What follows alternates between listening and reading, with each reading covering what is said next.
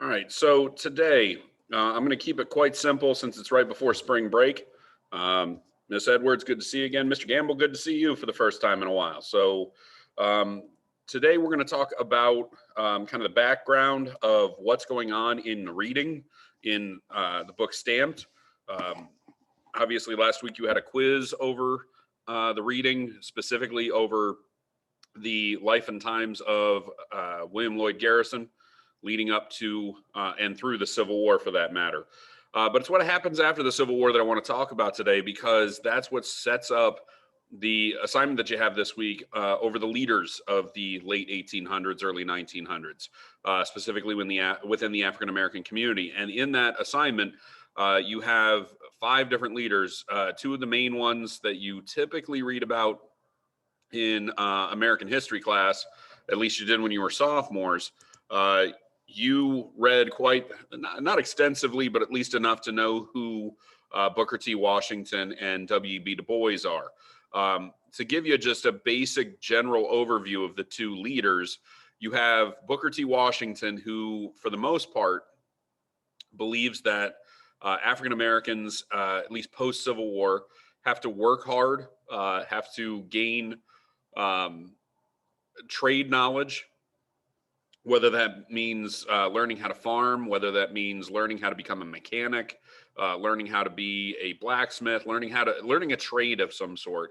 So think Butler Tech programs type mentality, that you learn how to do something specific to make yourself more marketable and therefore more acceptable into American society and the economy.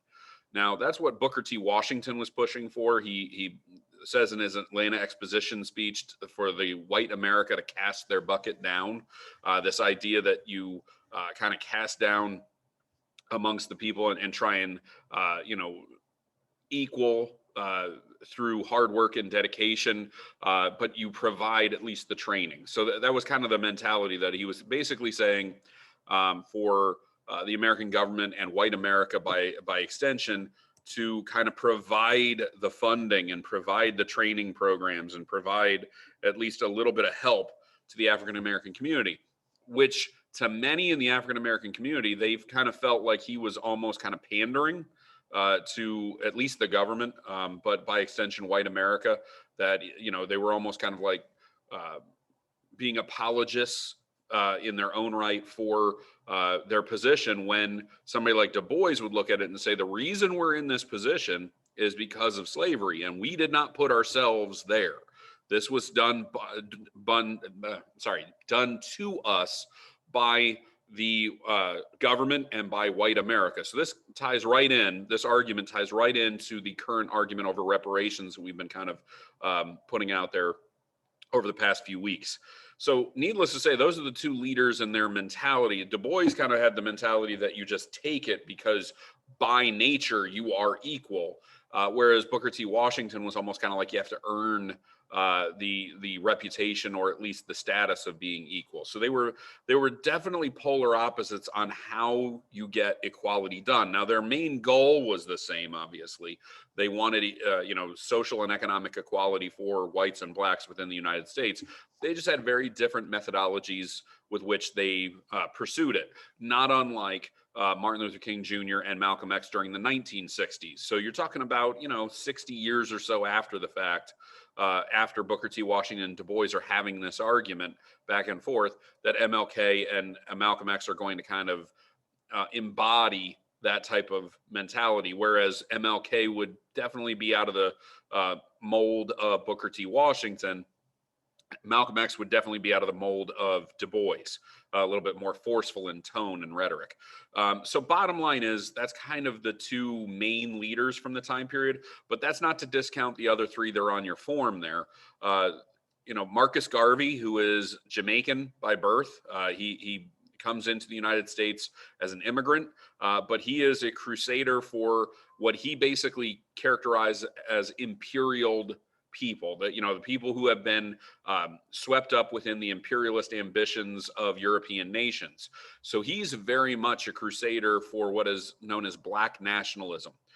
He's somebody that is going to basically kind of embody this idea that in the 1960s is going to be reframed. So just like Washington becomes MLK and Du Bois becomes X, you can see a direct correlation between Marcus Garvey and somebody like Stokely Carmichael, because Stokely Carmichael is going to take Black nationalism to a whole new level when he coins the term Black Power during the 1960s. So there's a lot of correlation between this late 1800s time period and the 1960s movement.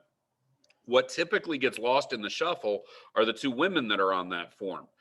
Two women that had very different views and different methodologies with which to fight for equality in their own right. Ida B. Wells became famous as a crusading journalist who was not afraid to write articles and do research into lynchings in the South. This was vastly important because most of America was unaware of this. You've heard in modern day terminology about liberal bias in the media and that the media might, skew things, and of course you probably heard, numerous times somebody call something fake news. Either way, there's always been kind of an undercurrent out there is against the news is, are you presenting the news that is actually happening? Are you telling the whole story? Are you presenting this in a way that people would understand? This same thing was happening during the late 1800s, during that time period, and Ida B. Wells was willing to kind of step up and argue a little bit, and more importantly, do the research to make sure that the whole story was getting out there. And I'm going to get to the whole story here in a second. The fifth person on your list is Madam C.J. Walker, who her mentality was, you're going to get into business and fight. You're going to create your brand, so to speak, and kind of promote the idea that you can control your own business and therefore your own destiny, if you will, because Madam C.J. Walker becomes one of the first millionaires within the African American community, and definitely the first female to hit that kind of notoriety, if you will, within the economic sphere. She does it through beauty products specifically marketed for the African American community.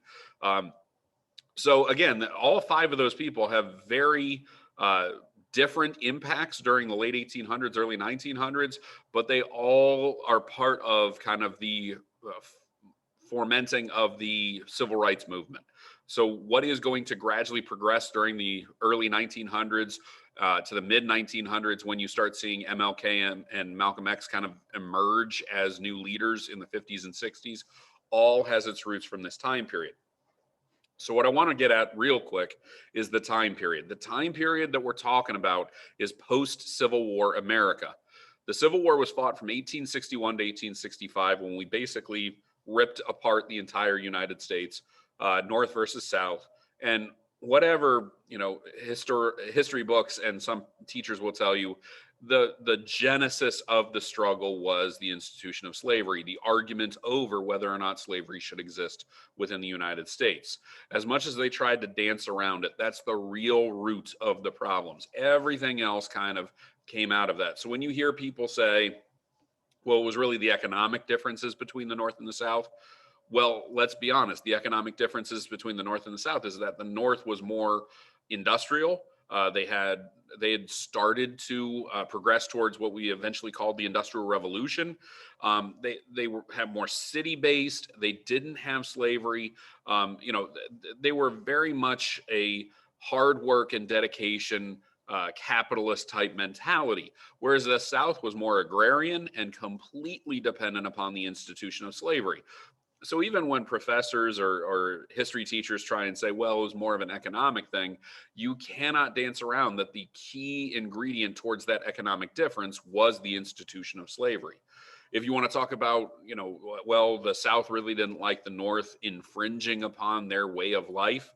Well, their way of life had slavery as part of it. And as the abolitionists grew, as women's groups started to grow in the North and started to petition about the institution of slavery, attacking their lifestyle, well, their lifestyle was completely dependent upon the institution of slavery. So again, even those states' rights debates all come back and stem from the institution of slavery. So without slavery, the Civil War does not happen, or if it does, it's completely different than what it initially, or what it actually became. Because there are multiple states, all of them slave states, that leave the Union to start the Civil War. Do all of them truly leave if slavery is not really the issue? The answer is no. You might get South Carolina that tries to nullify, which they tried to do in the 1820s and 1830s during Andrew Jackson's time in office, and they did that over a tariff, which again is a tax on imported goods. They tried to do that back in the 1820s and 30s, but again, no Civil War came out of it, and it was just one state. By 1861, they were all leaving, and they were leaving predominantly because of the government's interference within the institution of slavery. So again, slavery is the key. After the Civil War, after the 13th Amendment is ratified in 1865, so at the very tail end of the war, they push for the permanence of the Emancipation Proclamation and the extension of it to now abolish all slavery. So what Lincoln had done in January of 1863 to free the slaves in the areas in rebellion, which is all the Emancipation Proclamation did, and that's a very key thing that people need to understand. Lincoln only freed the slaves in the areas in rebellion with the Emancipation Proclamation. It did not free all slaves. So slaves in border states like Kentucky, West Virginia, Maryland, Missouri, and I'm forgetting one. It'll come to me eventually. Bottom line is the border states that had not left the Union, which still had slavery, they did not qualify under the Emancipation Proclamation. So even when we emancipate the slaves in January of 1863, if you were a slave in Kentucky, you were not free. You were still part of the Union. Your state had never rebelled, so therefore you were still a slave. But our armies were taking over places like Tennessee. They were overrunning parts of Georgia. And the idea was that the army at that point became an army of liberation. So wherever William Tecumseh Sherman and his army went, every plantation that they came across, they were freeing slaves because those areas were in rebellion. So when they were in Georgia, South Carolina, North Carolina, every single time that they would take over territory, those slaves were then emancipated because the army came through. Now, Lincoln's job at the end of the Civil War was trying to make this permanent, to make sure a state could not just revert back and re-enslave these people. Because it's not like a lot of these slaves got emancipated and they just went and ran off the plantation, because this was still their home. They just, it was going to take a process to do this. So needless to say, when they do this, they need a permanence to it. So they passed the 13th Amendment to make sure that that this actually occurs. Now, Lincoln sees the passage of it in Congress, but it still needs to be ratified by the states to become an actual amendment. He does not see that because he is assassinated in April of 1865. But they eventually do get it by December of 1865, and the 13th Amendment frees the slaves. Now, the next step on top of that is, all right, you freed them. Now what do you do? And the next step is, of course, they need to have rights. They need to have, they need to be granted civil liberties that they have under the Constitution. They need to be guaranteed what we call equal protection under the law. So they passed the 14th Amendment saying that if you are a citizen of the United States, which the African Americans now were, because they were freed, they were no longer in servitude, they were citizens, they were born and raised within the United States, therefore they were citizens. 14th Amendment now said all the stuff in the Bill of Rights and all the stuff in the Constitution applies to all people, regardless of race, color, creed, gender, no matter what. So if you are a citizen, you are equal protection under the law and have due process under the law as well. So the 14th Amendment becomes a very loaded amendment, because now this is going to be used not just for African Americans. This is used by women to pursue the right to vote, or suffrage as it's known. This is used by any minority, any religious group that feels like they are being slighted in some way. The gay community is going to use the 14th Amendment to pursue equal protection under the law, equal rights to marriage. All of that hinges on the 14th Amendment. If you go to the docket of current Supreme Court cases, at least half of them have something to do with the 14th Amendment. So this is a very consequential amendment, and it's passed in 1868. It's finally ratified, I should say, in 1868, and becomes the actual 14th Amendment. The 15th Amendment comes along in 1870. 15th Amendment guarantees African American males the right to vote. So you have the suffrage amendment for African American males. All of those are done during what we call Reconstruction. So after the Civil War, we're trying to rebuild American society. So this is all kind of, let's be honest, a legacy of Lincoln. When Lincoln is killed, most of the Republicans kind of look at it and say, well, what did Lincoln envision as the future of America with this new crop of African Americans who are now free? What would he have done almost? So in the spirit of Lincoln, they grant citizenship rights and they grant the right to vote. This is not like this is not as easily as that, instituted as that, though, because you have states that have been in rebellion, that have seen people die to promote their cause, a losing cause at that, and they're not going to go quietly, because as they are granting rights and freedoms to African Americans within the United States, there are people in the South who are now coming up with what eventually becomes known as the lost cause. Okay. This is a revisionist history where they basically say that the Southern mentality was not fighting for slavery. They were fighting for the rights of Americans to live their life within their state. So to put it into modern day terminology, I don't know if any of you paid attention over the past couple of years that you've got people in the South that are arguing over these monuments that are that are up and put up in these, like Virginia and Georgia and South Carolina. There are monuments that are put up to rebels, that are put up to Confederate leaders. So people like Robert E. Lee, Thomas Stonewall Jackson. Probably the most controversial of all of them was a guy named Nathan Bedford Forrest. Okay. All of these guys have statues throughout the South. So there were a growing amount of people, at least recently now, who are saying these monuments should not exist. Now, you would think that if they put up these monuments, they would have put them up in 1865, 1870, 1875, right after the Civil War.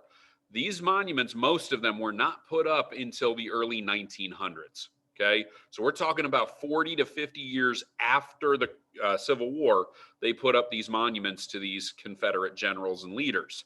So the question begs at that point, why in the world are they doing that? Why are they putting these monuments up? Well, you have to understand the time period that the five leaders that I just went over are living in and why they deserve a lot more credit than the history books tend to give them. This is not a simplistic time period. This is a very dangerous time period to be Black and trying to speak out for Black rights. So needless to say, even though they're granting all these rights and Reconstruction is trying to create a political and economic equality within the South, there is not that kind of acceptance amongst the Southerners. This is when the Klan is born.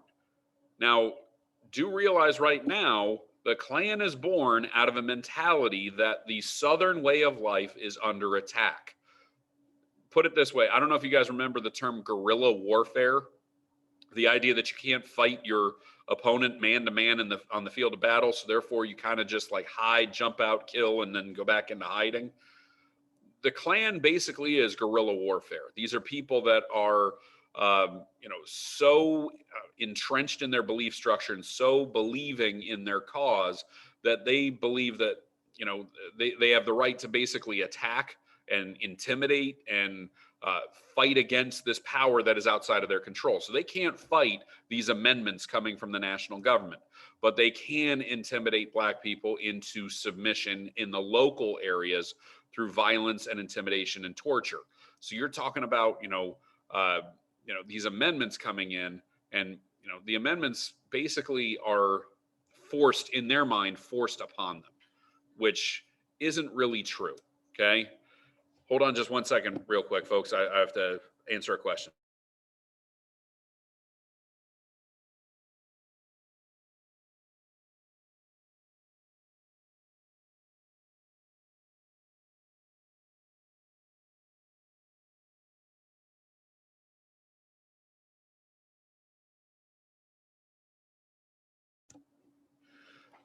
Okay, so needless to say, during the Reconstructionist time period, the Southerners basically decide at that point that the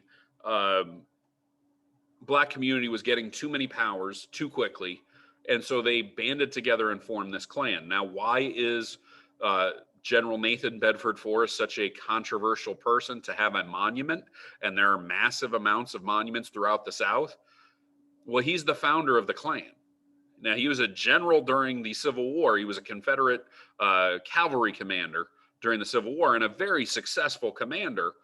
But after the war, he forms the Klan. Now, the Klan gets a little too violent for his mentality, but he's still a racist man. You know, to hold him up as kind of like a symbol of the South is a symbol of racism.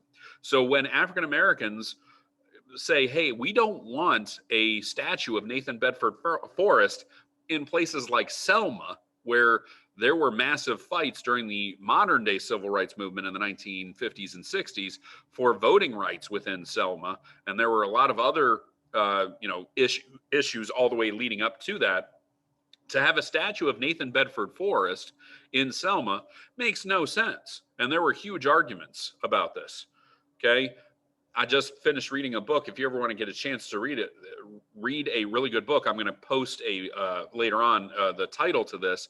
It's really well written if you're interested in why we have these Civil War monuments everywhere and why people are arguing for them, and certainly why people are arguing against them.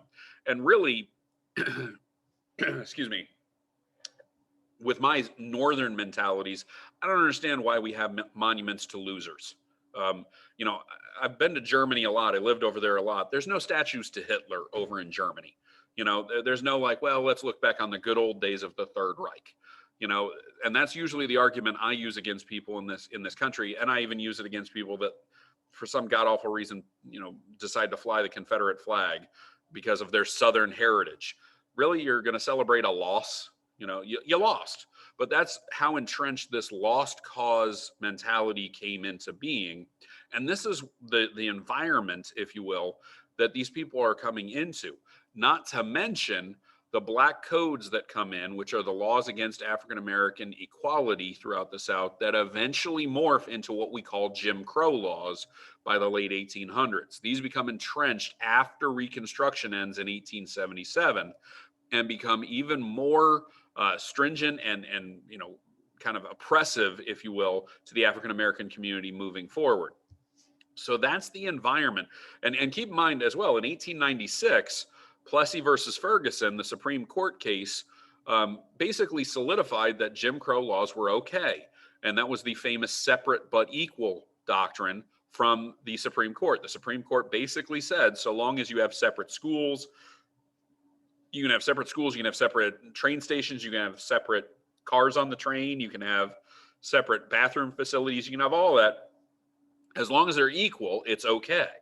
Well, from your history books, looking at pictures, it was never equal. These were never an equal, there was never an equal restroom facility. There was never an equal school building. None of that happened. And that's why in 1954, roughly a half century later, the Supreme Court struck it down in Plessy versus Ferguson, or not Plessy, I'm sorry, Brown versus the Board of Education. So the Supreme Court changed its mind basically roughly 50 to 60 years later, okay? Needless to say, it's not like it's been easy ever since, because you still have people pushing back against this. To put it into modern day terms, do some research on the new Georgia law about voting. Voting rights in Georgia have been restricted. And a lot of people, including people like Stacey Abrams and even Barack Obama, have called this out as being a very racist law because they are limiting how and when somebody can vote, which decidedly, if you look at it in practicality, limits the impact of the African-American vote in Georgia. So, of course, this is going to be challenged in the courts, and we'll see how the Supreme Court operates.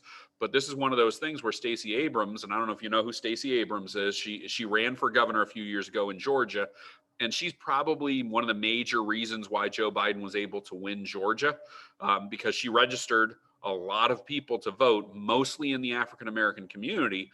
She basically proved that, boots on the ground kind of grassroots movements work. Well, now she's the one that is suing the state over these voting rights, but she has even said, even if we get to the Supreme Court, the Supreme Court has been influenced by Donald Trump, and Donald Trump, of course, would be for this Voting Rights Act.